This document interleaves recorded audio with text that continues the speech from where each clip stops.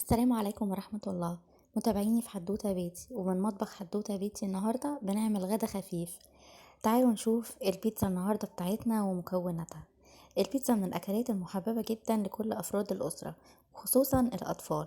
تقدروا كمان تعملوها على شكل ميني بيتزا والولاد ياخدوها معاهم المدرسة، أو تقدروا تخلوها بأي شكل وأي توبينج انتوا بتحبوه. خضروات بقى، لحمة، فراخ، كرانشي، شاورما، اي حاجة متبقية عندك منها جزء ممكن تستغليها وتعملي بيه. معايا هنا 4 كوبايات من الدقيق، ومعلقة من البيكنج باودر، ومعلقة صغيرة من الملح، كيس خميرة، ولبن يكون رايب، ومعلقة او معلقتين من الزيت.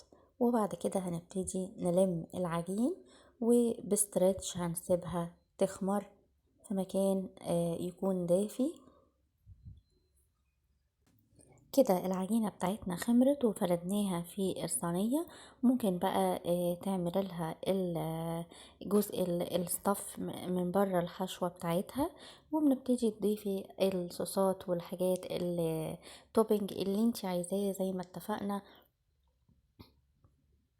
وبكده هتكون حلقتنا خلصت النهاردة، على وعد بلقاء تاني ان شاء الله من مطبخ حدوتة بيتي.